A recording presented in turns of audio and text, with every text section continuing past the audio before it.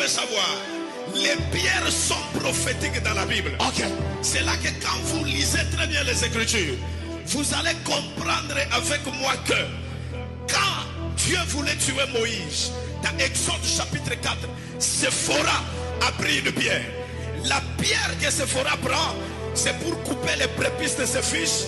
Et c'est la pierre qui aide Moïse à ne pas mourir. Mais quand vous lisez Exode chapitre 17, la pierre que Moïse utilise dans Exode 17, c'est la pierre qui l'aide à s'asseoir afin que Aaron et Hur tiennent ses mains pour que Josué se batte là-bas. Mais quand vous lisez très bien les Écritures, est-ce qu'on peut avancer? Quand vous allez dans Genèse 28, le verset 22, vous allez comprendre que lorsque Jacob arrive à Bethel, la Bible dit il tresse une pierre. Il dit cette pierre est la maison de l'Éternel. Ça veut dire pour Jacob, la pierre c'est la maison de l'Éternel. Mais pour Séphora, la pierre l'aide à enlever la mort dans la vie de son mari. Mais quand vous allez chez Moïse, la pierre l'aide à la stabilité. Mais quand vous allez chez Daniel, la pierre, sans le secours d'aucune main, vient faire tomber la statue de Daniel. Mais quand vous allez dans Matthieu chapitre 16, Jésus dit, c'est sur cette pierre que j'ai bâti. Ça veut dire, la pierre de secours, c'est Jésus sur laquelle nous devons bâtir l'église. Ça veut dire pour qu'on dise jusqu'ici, nous devons voir la pierre. Ça veut dire là où Jésus n'est pas là, on ne peut pas parler de Bénézé. Là où il n'y a pas de témoignage, on ne parlera pas de Bénézé.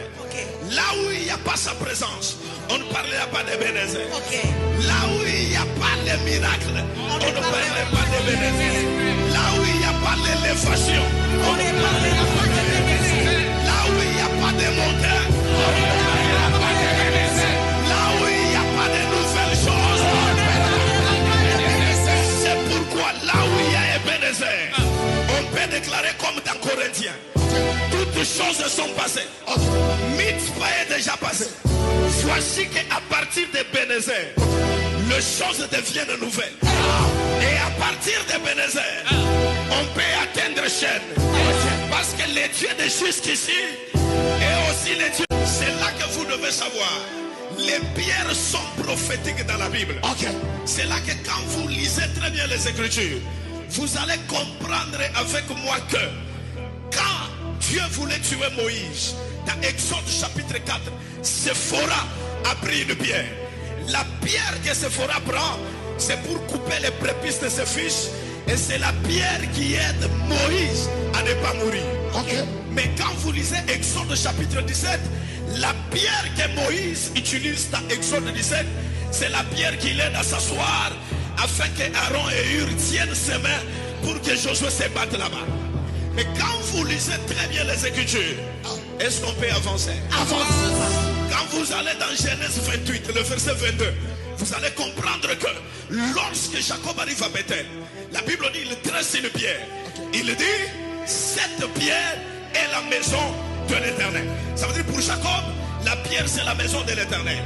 Mais pour Séphora, la pierre l'aide à enlever la mort dans la vie de son mari. Mais quand vous allez chez Moïse, la pierre l'aide à la stabilité. Mais quand vous allez chez